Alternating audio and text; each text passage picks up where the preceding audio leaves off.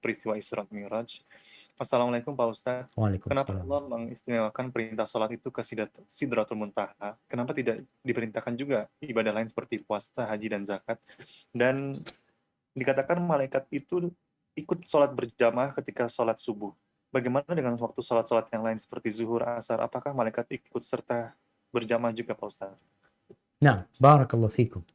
Ya, ahibati fillah. Yang pertama, kenapa kok hanya sholat yang pakai Isra Mi'raj? Ini membuktikan kalau sholat ini spesial. Nggak main-main. Sehingga tadi disampaikan terjadi perselisihan pendapat di antara para ulama tentang keislaman orang yang meninggalkan sholat.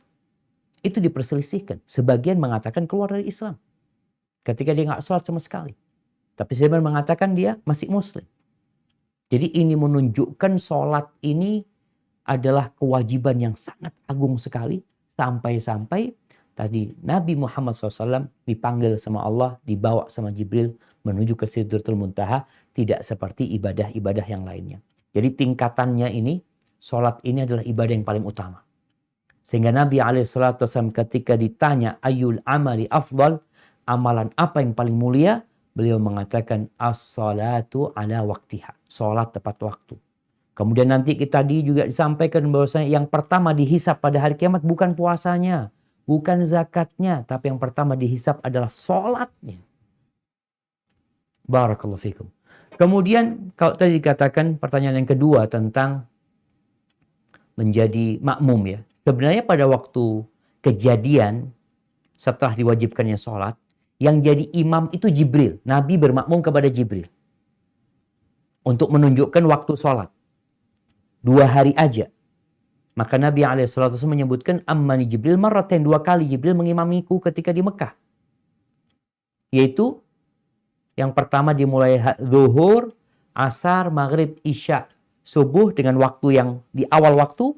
Kemudian di hari kedua, Jibril mengimami Nabi SAW, itu di akhir waktu. Untuk menjelaskan kepada Nabi SAW, waktu sholat itu di antara 2 waktu. Antara yang kita kerjakan hari ini, sama yang kemarin. Seperti itu. Jadi bukan malaikat itu ikut sholat tiap hari, tiap waktu sholat. Itu kejadian tadi, di awal diwajibkan sholat kepada Nabi SAW.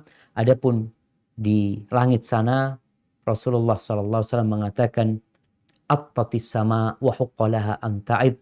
Langit itu merintih dan pantas dia merintih. Ma min maudhi'i arba'i asabi'. Tidak ada satu tempat yang luasnya 4 jari. Melainkan di situ ada malaikat yang sedang ruku atau sedang sujud meletakkan keningnya di sana. Jadi mereka sholat. Jadi langit ini dipenuhi dengan malaikat yang beribadah kepada Allah Azza wa Jalla. Dan tadi juga Nabi melihat Baitul Ma'mur. Yang tiap hari masuk ke rumah ibadah itu 70.000 malaikat. Yang kemudian mereka kalau keluar nggak pernah balik lagi.